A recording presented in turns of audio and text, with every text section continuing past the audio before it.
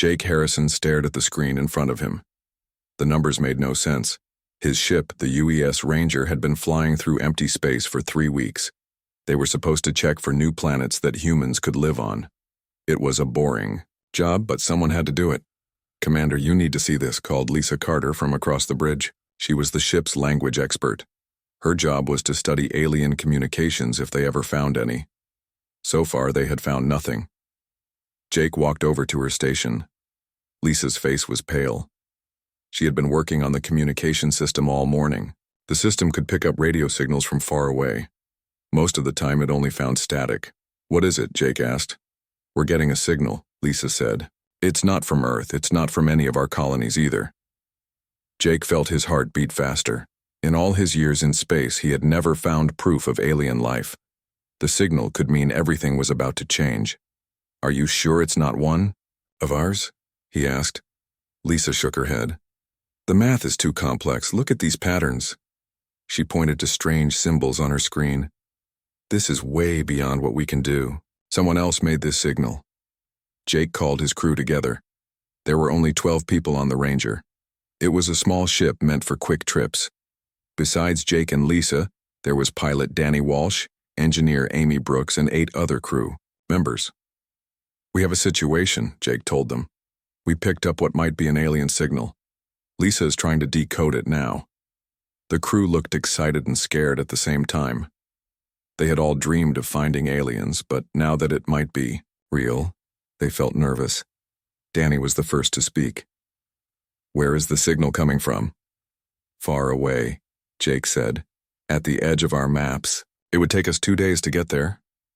Amy crossed her arms. "Should we call Earth first? Let them know what we found?" Jake thought about it. "Not yet. We don't know what this is. Let's get closer and learn more." For the next 6 hours, Lisa worked on the signal. She used every computer program they had. Slowly, she began to understand small parts of it. "I've got something," she announced. The crew gathered around her again. "What does it say?" Jake asked. Lisa looked worried. "I can only translate a few words, but what I found is scary. There are words here about humans, about Earth." "That's impossible," Danny said. "How would aliens know about us?" Lisa showed them her work. "Look here. This symbol means human in their language, and this one means problem. They're talking about humans being a problem." Jake felt cold. "What else?" "There's something about keeping us contained. Like we're in a cage or something. And there are words about Earth's location being hidden." The bridge became very quiet. Everyone was thinking the same thing. If aliens knew about humans and wanted to contain them, what did that mean? "There's more," Lisa continued. "They mentioned something called the Galactic Council. It sounds like a meeting of different alien races." Jake made a decision. "Set course for the signal source. We need to find out what this is about." Danny started the engines. The ship turned toward deep space. As they flew, Lisa kept working on the translation. Every hour she learned something, new and frightening. "They've been watching us for a long time," she told Jake privately. "Maybe thousands of years. And they're not happy that we've started flying to other planets." 2 days later, they reached the source of the signal. What they found made everyone's mouth drop open. Hidden in a field of floating rocks was the biggest structure any human had ever seen. It was a space station, but not like anything humans had built. The station was massive. It looked like a metal city floating in space. Ships of strange designs came and went from its docking bays. None of them looked human. "My God," Danny whispered. "How many aliens are there?" Jake ordered the ship to hide behind a large rock. They watched the station from a distance. More and more alien ships arrived. It looked like they were gathering for something important. "Lisa, can you pick up any communications from the station?" Lisa worked at her console. Soon, alien voices filled the bridge. Even though they couldn't understand the words, the tone sounded serious and angry. "They're having some kind of emergency meeting," Lisa said after listening for an hour. "And from what I can understand, it's about us, about humans." Jake knew they had discovered something that would change everything. Humans were not alone in the universe. But instead of being welcomed, they were seen as a threat. "We need to get closer," Jake said. "We need to know what they're planning." Amy looked scared. "Commander, if they find us, then we'll deal with that when it happens," Jake replied. "But right now, humanity needs to know the truth. We might be the only ones who can warn Earth." The Ranger moved closer to the alien station. None of them knew that they were about to witness a meeting that would decide the fate of every human in the galaxy. The alien station was even bigger up close. Jake Harrison watched through the ship's cameras as strange vessels moved around the structure. Some ships looked like they were made of crystal. Others seemed to be alive, pulsing with organic light. A few appeared to be pure energy, glowing and shifting shape. "How are we going to get inside?" Danny Walsh asked. He was looking at the station's defenses. Energy shields covered the entire structure. Weapon systems tracked every movement nearby. Amy Brooks had been working on their ship's stealth system. "I think I can make us invisible for a short time. But if they scan us directly, they'll find us." Jake nodded. "Do it. We need to see what's happening in there." The Ranger's hull shimmered and then seemed to disappear. Amy had activated their newest cloaking technology. It wasn't perfect, but it might fool the alien sensors. They found a docking bay that seemed less guarded than the others. Danny carefully flew the ship inside. The bay was huge, filled with alien vessels that no human had ever imagined. "Look at that one." Lisa Carter pointed to a ship that seemed to be made of living metal. It was reshaping itself as they watched. Jake split his team into two groups. He would take Lisa and two other crew members inside the station. Danny and Amy would stay with the ship, ready for a quick escape. The station's corridors were built for many different types of beings. Some areas had water for aquatic species. Others had different atmospheres for aliens who couldn't breathe. What humans needed. Jake's team wore special suits that let them move through any environment. They followed the sound of many voices toward the center of the station. The voices got louder as they walked. Jake could tell that the aliens were arguing about something important. Finally, they reached a massive chamber. Jake looked through a crack in the wall and saw something incredible. Hundreds of different alien species were gathered in one place. The chamber was designed like an ancient amphitheater, with rows of seats going up from the center. In the middle stood a creature that Jake could only describe as terrifying. It was tall and thin, with 4 arms and skin that looked like black metal. Its eyes glowed red, and when it spoke, its voice echoed throughout the chamber. "That must be their leader," Lisa whispered. She was already working to translate what the creature was saying. The leader's name was Vexthera, and it belonged to a species called the hegemony. Jake learned this as Lisa translated the alien speech in real time through their suit communicators. "The humans have broken containment," Vexthera announced to the assembly. "They have developed faster than light travel 50,000 years ahead of schedule." Jake's blood went cold. 50,000 years ahead of schedule. What did that mean? Lisa's translation continued as other aliens spoke. A creature that looked like it was made of machine parts stood up. "The synthetic collective warned you this would happen. Organic species are unpredictable. We should have eliminated them long ago." Another alien, this one looking like a giant insect, clicked and buzzed. Lisa translated. "The swarm queens agree. Humans breed too fast and fight too much. They will disrupt the peace we have maintained." But not all the aliens agreed.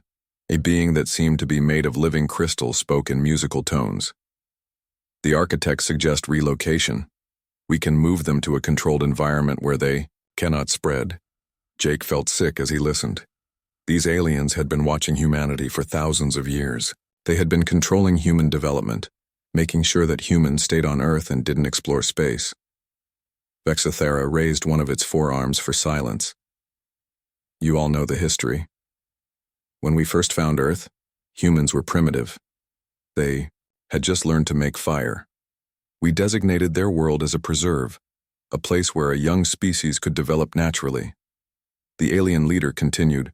"We placed technological dampeners around their solar system. We made sure their brightest minds would always fall just short of the breakthroughs that would let them reach the stars." Jake wanted to shout, but he forced himself to stay quiet. Everything humans had struggled with, every failed experiment, every technology that almost worked but didn't quite, It had all been planned by these aliens. But something went wrong, Vexithera said. Somehow they developed quantum drive technology. They broke through our barriers.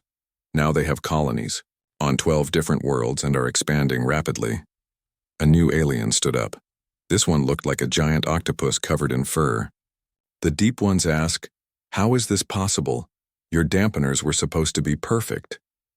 Vexithera's red eyes flashed with anger. "We don't know. It should have been impossible. But humans are different than we expected. They adapt in ways our models cannot predict." Lisa was translating frantically, but Jake could see she was shaking. The truth was worse than they had imagined. An energy being spoke next, its voice like wind through metal. The question now is what to do with them. They know nothing of the Galactic Council. They still think they are alone in the universe. "That won't last long," Vexthara replied. "Their expansion will bring them into contact with Council worlds. Within 50 years, they will discover us, and when they do, they will upset the balance we have worked millennia to achieve." Jake watched as the debate continued. Some aliens wanted to destroy all human colonies immediately. Others suggested more subtle approaches, like diseases that would reduce the human population or technology that would make their ships stop working. But the most chilling moment came when a slug-like creature spoke. Why not simply tell them the truth? Bring them into the council as a junior member? The chamber erupted in angry sounds. Vexthara's voice rose above them all. "Impossible. Humans are too aggressive, too unpredictable. They would demand equal treatment. They would want to know why we kept them imprisoned for so long. They would upset everything." Jake realized that the aliens weren't just afraid of human expansion. They were afraid of humans themselves, afraid of what humans might do if they learned the truth. As the meeting continued, Jake made recordings of everything. This evidence had to get back to Earth. Humanity deserved to know that they were not alone, that they had been deliberately held back, and that their very existence was seen as a threat by advanced civilizations. But as he listened to the aliens debate humanity's fate, Jake began to understand something else. For all their advanced technology and ancient wisdom, these aliens were afraid. They had built their peaceful galaxy by controlling and suppressing younger species. Humanity had done something they thought was impossible. Humans had broken free on their own. The meeting was coming to a vote. Jake knew they had to leave soon and get this information back to Earth. But first, he needed to hear the decision that would determine the future of every human being alive. The journey back to Earth took 2 weeks. Jake Harrison barely slept during the entire trip. The recordings they had made at the alien station played over and over in his mind. Every time he closed his eyes, he saw Vexithara's glowing red eyes and heard the alien voices debating humanity's destruction. Lisa Carter had worked nonstop to translate more of the alien conversations. What she found made the situation even worse. The Galactic Council had voted. Humanity had 6 months before they would face correction measures. Jake didn't need a translation to know what that meant. When the Ranger finally reached Earth orbit, Jake sent an emergency message to Space Command. Within hours, he was sitting in a secure room deep underground, facing the most powerful people on Earth. President Helen Martinez looked tired. She had been in office for 3 years and thought her biggest problems were climate change and trade disputes. Now she was learning that humanity had been prisoners in their own solar system for thousands of years. "Let me make sure I understand this correctly," President Martinez said. "These aliens have been watching us since we were cavemen. They've been stopping us from developing space travel. And now they want to kill us all because we figured it out anyway?" "That's correct, Madam President," Jake replied. He played some of the recordings for the room. Even through the translation, the aliens' anger and fear were clear. General Pete Collins, the head of Space Command, studied the technical data Amy Brooks had gathered about the alien ships and weapons. "How advanced are they compared to us?" "Very advanced," Amy answered. "Their smallest ships have more firepower than our biggest battleships, and they have thousands of different species working together." The room fell silent. Everyone was thinking the same thing. How could humanity possibly fight against such overwhelming odds? Dr. Kevin Park, Earth's top scientist, raised his hand. Can we try to contact them? Maybe negotiate? They've already decided, Lisa said. The vote wasn't close. Most of them see humans as a disease that needs to be cured. President Martinez turned to her military advisors. What are our options? General Collins spread out star charts on the table. We have colonies on 12 worlds, about 50 million people total. Our space fleet has 200 ships, but most of them are cargo vessels or small patrol boats.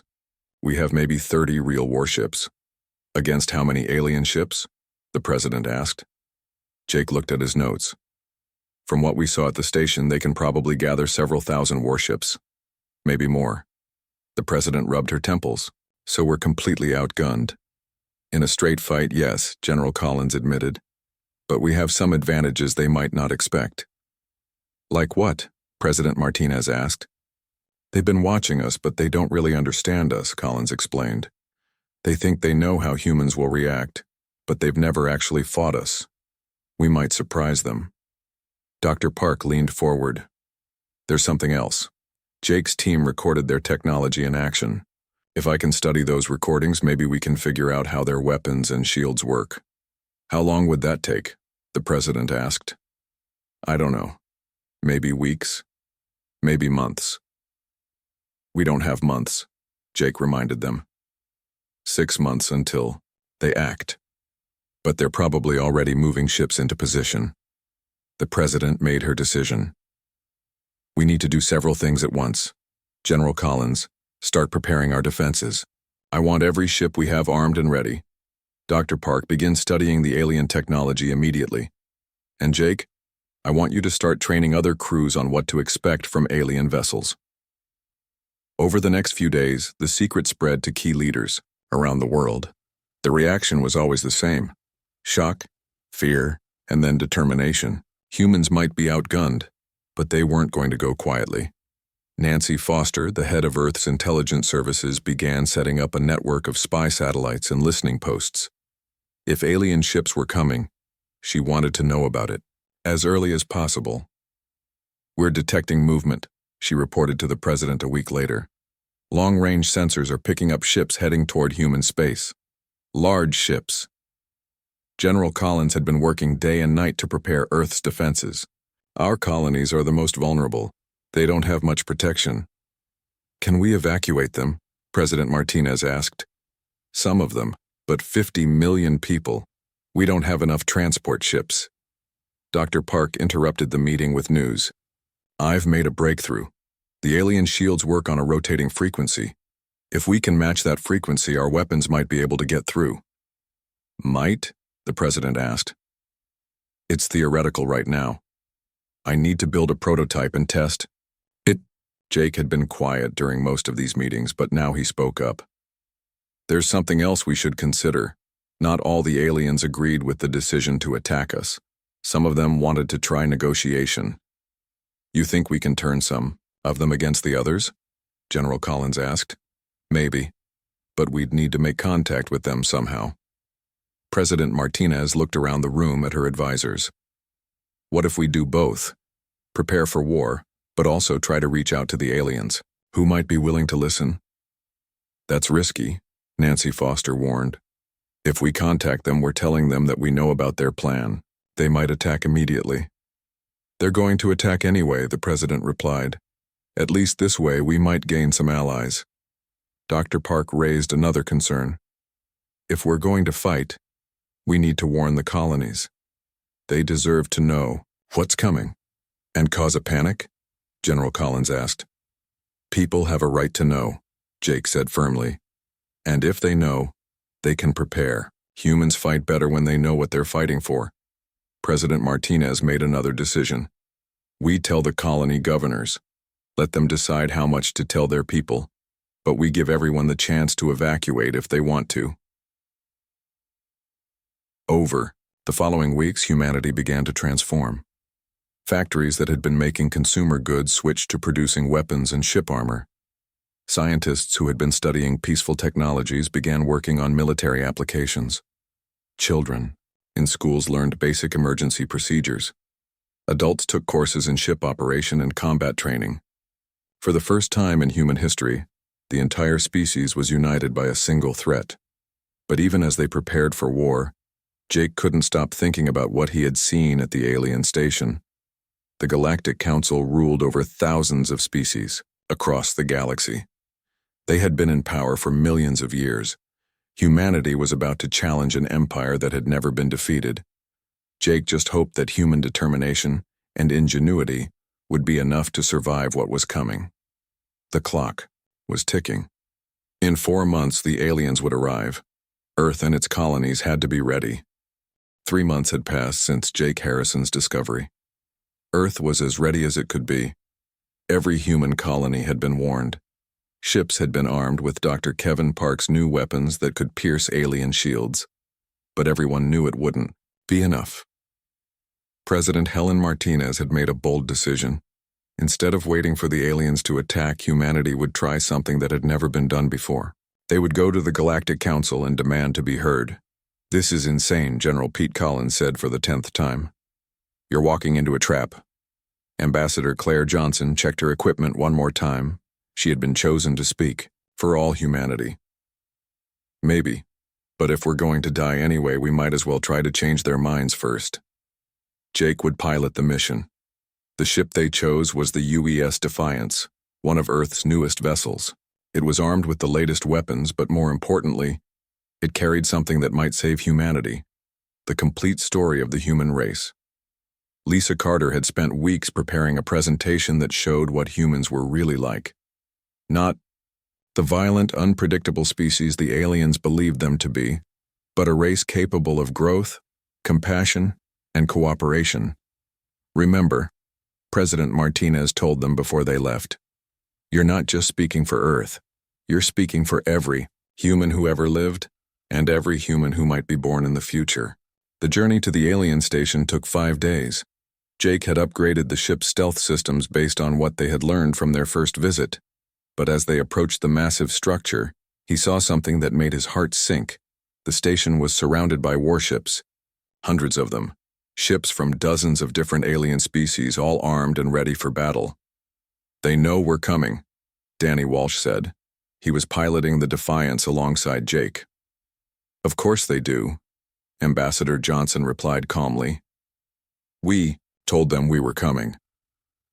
That had been the most dangerous part of the plan.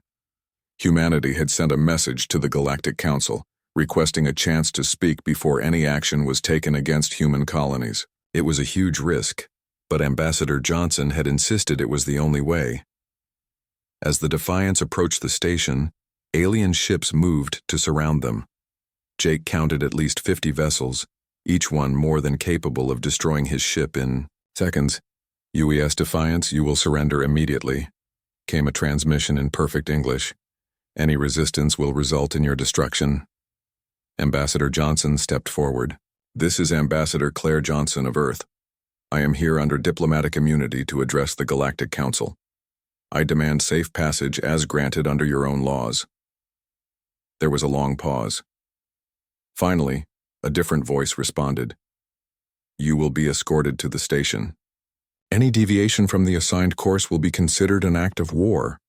Jake guided the ship into the same docking bay they had used months earlier.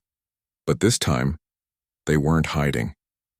Armed alien guards surrounded their ship the moment they landed. The guards were a mix of different species. Some looked like robots, others like giant insects. A few seemed to be made of living rock. All of them carried weapons that hummed with deadly energy. "Stay calm," Ambassador Johnson told her team. "We knew this would happen." They were escorted through the station's corridors.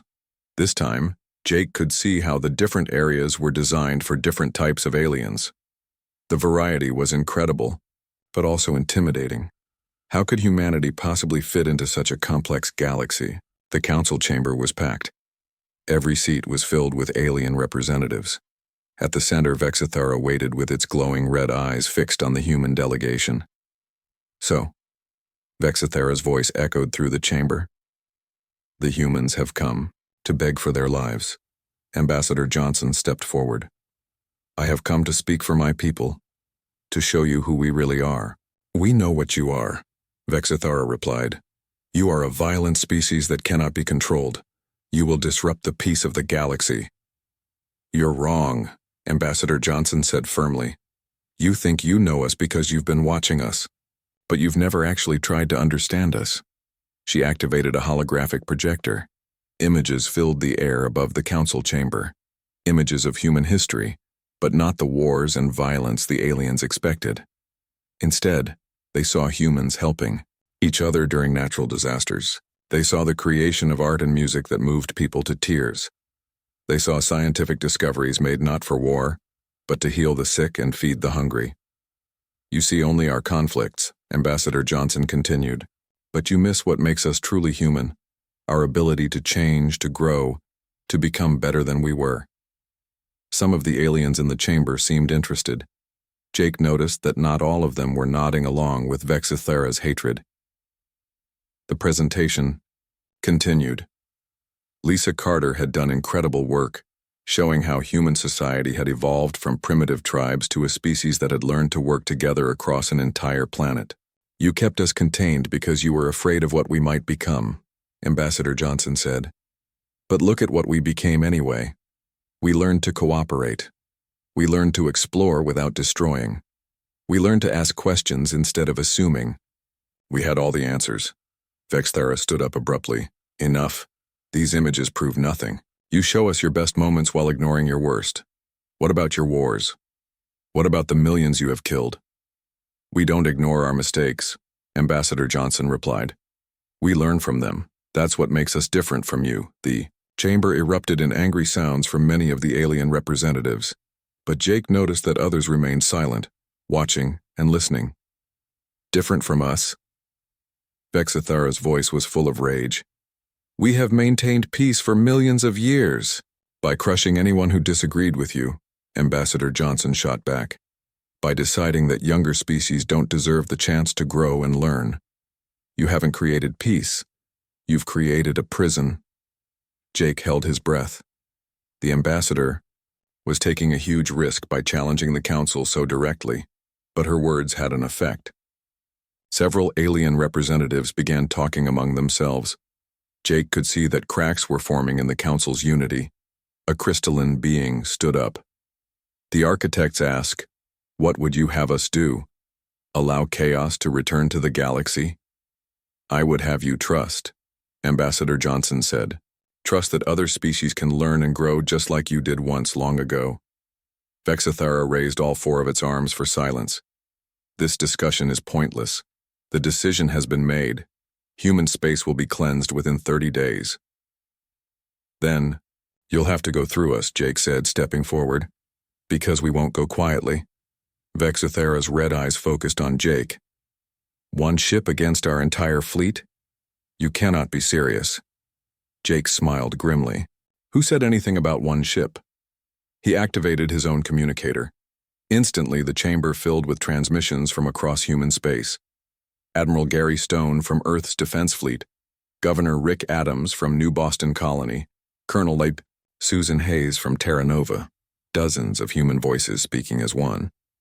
"The galaxy is watching," Ambassador Johnson announced. "We're broadcasting this entire conversation to every human world, and to any alien species willing to listen. If you attack us, everyone will know that the Great Galactic Council's idea of peace is genocide." For the first time since Jake had seen him, Vexithara looked uncertain. The alien leader hadn't expected humans to be so prepared, or so bold. But Jake could see alien warships moving into attack positions around the station. The talking was almost over. Soon it would be time to fight. The first shots were fired 3 hours after Ambassador Johnson's speech ended. Alien warships attacked the human colony of New Dallas without warning, expecting an easy victory. They were wrong. Colonel Susan Hayes had spent months turning New Dallas into a fortress. When the alien ships arrived, they found a planet covered in defense platforms and protected by a fleet of human warships using Dr. Kevin Park's new shield-piercing weapons. "Enemy ships are breaking through our outer defenses," reported Captain Emma Lewis from her fighter squadron. "But we're making them pay for every mile." The battle for New Dallas lasted 6 hours. When it was over, the alien attack force had been destroyed, but at a terrible cost. Half the colony's defenses were gone, and thousands of humans had died. But the victory sent a shockwave through the galaxy. The mighty Galactic Council's first attack on humanity had been defeated. Admiral Gary Stone commanded Earth's defense fleet from his flagship, the UES Liberty. He watched the tactical displays as more alien fleets moved toward human space. "They're hitting us from 12 different directions," reported his tactical officer, Commander Tony Martinez. "They want to overwhelm our defenses. Let them come," Admiral Stone replied. "We'll show them what humans do when we're cornered." The second battle took place at Terra Nova, humanity's oldest colony. Governor Rick Adams had evacuated most of the civilians, but 50,000 people remained to defend their homes. The alien fleet that attacked Terra Nova was 3 times larger than the one that had hit New Dallas, but Terra Nova had advantages the aliens didn't expect. Engineer Lisa Morgan had developed a new type of mine that was invisible to alien sensors. When the attack fleet entered the system, they flew right into a field of explosions that crippled half their ships before the battle even began. "Now that's what I call a warm welcome," laughed Captain Steve Clark as he led his ships against the confused alien forces. But the biggest surprise came when the battle seemed lost. Terra Nova's defenses were failing, and alien troops had landed on the planet's surface. That's when the colonists showed what humans could do when fighting for their homes. Dr. Paul Green, a peaceful scientist, had spent his career studying plant genetics. But when alien soldiers threatened his family, he used his knowledge to create biological weapons that turned the planet's own ecosystem against the invaders. The aliens retreated from Terra Nova in confusion, unable to understand how a primitive species had turned their own invasion against them. Jake Harrison watched the battles from the bridge of the UES Defiance, still docked at the alien station. The Galactic Council was in chaos. Some aliens were demanding more attacks on human colonies. Others were questioning whether the humans were as weak as they had believed. "The Kethtar delegation wishes to withdraw from this conflict," announced a furry, mammal-like alien. "We did not agree to genocide." Vexthera's red eyes blazed with fury. "The hegemony will continue this war alone if necessary." But other species were also having doubts. The crystalline architects began debating among themselves in musical tones. The aquatic depth dwellers sent bubbling messages to their homeworlds. Ambassador Johnson saw the opportunity. "This is what we're talking about," she told the council. "When faced with the truth, some of you choose to think for yourselves instead of following blindly." The war continued for 3 more months. Human colonies were attacked again and again, but each time the aliens met fiercer resistance than they expected. Commander Emma Lewis became famous throughout human space for her hit-and-run tactics. Her fighter squadrons would appear from nowhere, strike alien supply lines, and disappear before the enemy could respond. "The key is unpredictability," she explained to other pilots. "The aliens plan everything perfectly, so we do things that make no sense, and it confuses them." Admiral Stone coordinated the overall defense, but he let his captains use their own judgment in battle. This flexible approach frustrated alien commanders who were used to rigid battle plans. "Every time we think we understand their strategy, they change it," complained one alien admiral whose fleet had been defeated at the Centauri system. But the turning point came when Dr. Kevin Park made his greatest discovery. By studying the alien technology Jake's team had recorded, he figured out how to disrupt the quantum communications that connected the alien fleets. "If we can cut off their communications, they can't coordinate their attacks," Dr. Park explained to President Martinez. The plan was risky. A small team of human ships would have to get close to the main alien command vessel and plant Park's disruption device. It was basically a suicide mission. Jake volunteered to lead the mission. "I started this by finding their station," he told Admiral Stone. "Let me finish it." The attack on the alien command ship was the most desperate battle of the war. Jake's small fleet had to fight through hundreds of enemy vessels to reach their target. Danny Walsh piloted their ship through a storm of alien weapons fire. Amy Brooks kept the engines running even as the ship took hit after hit. Lisa Carter used her knowledge of alien communications to confuse their targeting systems. They reached the command ship and planted Dr. Park's device, just as their own ship was about to be destroyed. The explosion that followed knocked out communications across the entire alien fleet. Without their perfect coordination, the alien forces began making mistakes. Human commanders like Colonel Hayes and Captain Lewis took advantage of every error. The final battle took place in Earth's solar system. Vexithara had gathered the last loyal forces of the hegemony for one desperate attack on humanity's home world. But when the alien fleet arrived, they found something they never expected. Ships from other species were fighting alongside the humans, Kethtar vessels, architect constructs, even some depth-dweller bioships. "The galaxy is tired of your tyranny, Vexithara," transmitted Captain Emma Lewis from her new flagship. "Today your empire dies." The battle was fierce but short. Faced with a united fleet of humans and their new alien allies, Vexithara's forces broke and ran. In the aftermath, Jake found himself standing in a new kind of council chamber. This one was built by humans and their allies, in neutral space between the old council territory and human worlds.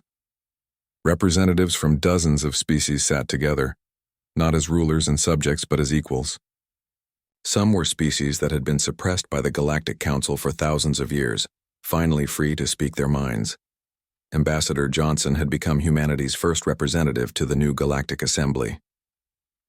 "The old way of doing things is over," she announced at the first session. "From now on, every species gets a voice."